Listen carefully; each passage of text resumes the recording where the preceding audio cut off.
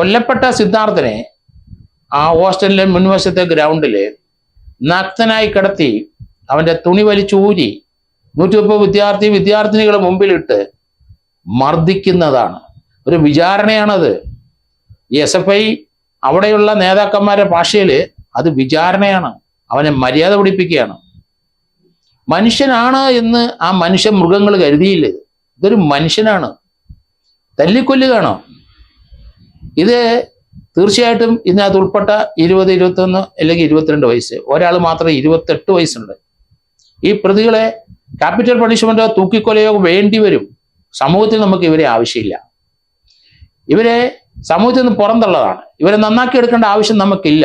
കാരണം ഇവർ വളർന്നു വന്നിരിക്കുന്ന വയലൻസ് ഉപയോഗിക്കാൻ വേണ്ടി അവരുടെ ബ്ലഡിൽ കയറി കിടക്കുന്നതാണ്. അവരെ വളർത്തിയ പിതാക്കന്മാരും ഇതിനൊക്കെ തന്നെയാണ് തുനിഞ്ഞിറങ്ങിയിരിക്കുന്നത് എനിക്ക് തോന്നുന്നു. കഴിഞ്ഞ 2 തലമുറകൾ 40-45 വർഷമായിട്ട് നശിച്ചു പോയി. യൂണിവേഴ്സിറ്റി കോളേജിൽ ഇത് തന്നെയായിരുന്നു. എറണാകുളം മഹാരാജാസ് കോളേജിൽ എത്ര കോളേജിലെ എത്ര കുട്ടികളുടെ ജീവനാണ് നഷ്ടപ്പെട്ടു പോയിരിക്കുന്നത്. 40-45 വർഷമായിട്ട് കോളേജ് രാഷ്ട്രീയം എന്ന് പറഞ്ഞ് ഇവിടെ രാഷ്ട്രീയം പഠിച്ച് അവരെ മന്ത്രിമാരായും MLA മാരാക്കാൻ ശ്രമിക്കുന്ന ഒരു വർഗം വന്നു കഴിഞ്ഞിരിക്കുന്നു. എല്ലാ രാഷ്ട്രീയ പാർട്ടികളും അങ്ങനെയൊക്കെ തന്നെ. അതുകൊണ്ട് ഇതാണ് നല്ല ട്രാക്ക് എന്നാണ് ഈ കുട്ടികൾ കരുതുന്നത്. സ്കൂളും കോളേജിലും രാഷ്ട്രീയം പരിച്ഛേദം നിർത്തേണ്ടതാണ്. കാരണം ഹൈക്കോടതി നേരത്തെ അങ്ങനെ ഒരു ഓർഡർ ഇറക്കിയെങ്കിലും അത് ഫലവത്തായില്ല.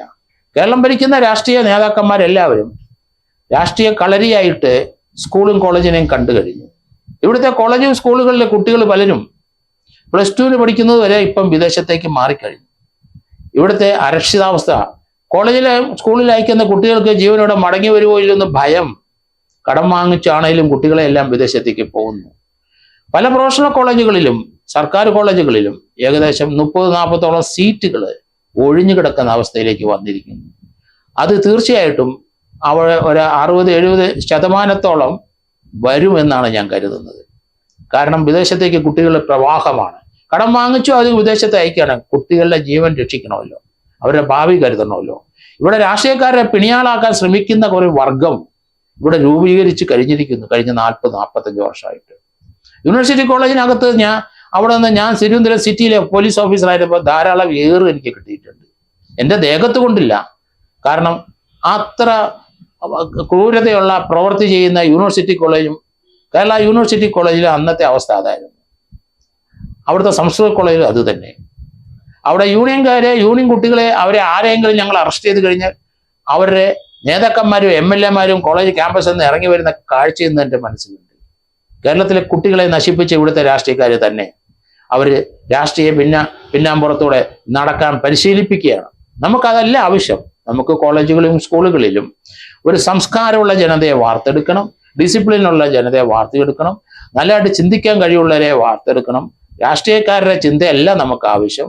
അവരെല്ലാവരും നല്ല വിദ്യാഭ്യാസം സിദ്ധിച്ച് ഉന്നത സ്ഥാനങ്ങളിൽ എത്തപ്പെടേണ്ടവരാണ്. അതിന് കഴിവുള്ളവരാണ് മലയാളി കുട്ടികൾ.